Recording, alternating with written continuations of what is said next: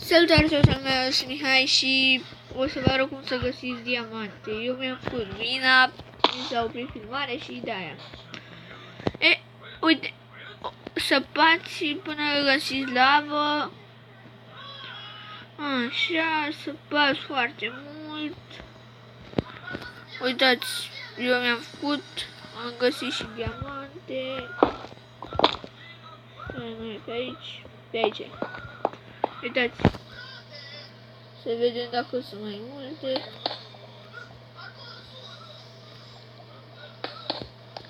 Oho.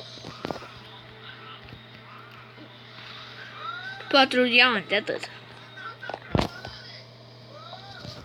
Da, sunt. Deci, cam așa am găsit diamante.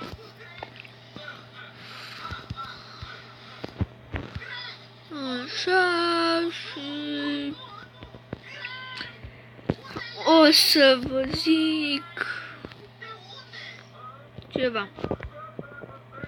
Dacă găsiți așa loc,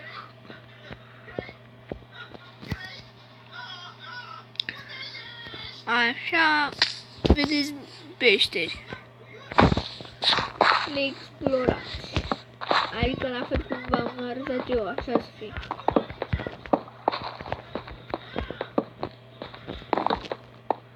Și peștera se desparte.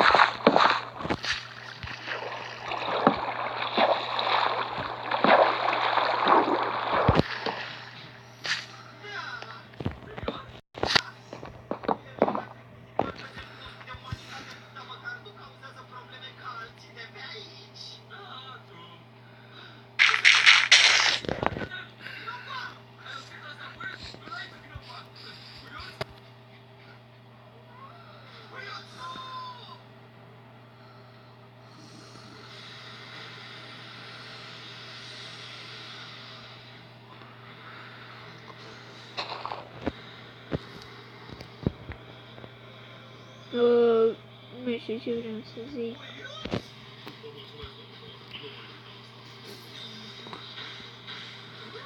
Așa. Hai să facem o căsuță. Dacă de-abia v-ați spawnat, luați foarte mult dirt și faceți așa. Pac, pac, pac, pac, pac, pac.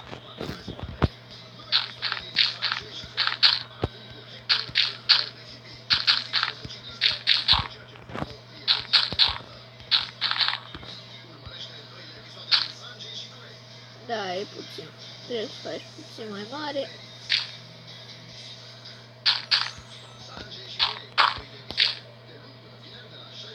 Da, iron găsești foarte repede.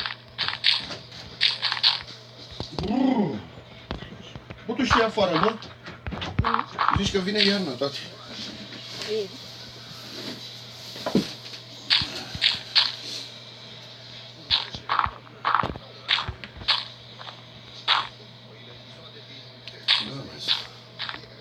Și mă mai găsesc eu jocul să mă joc aici? Nu merge netul, a?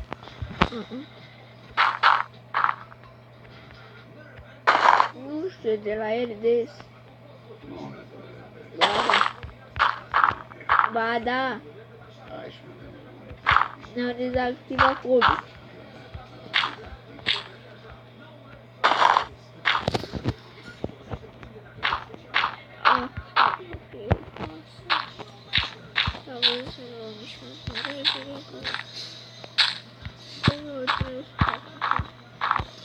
Bun, la revedere!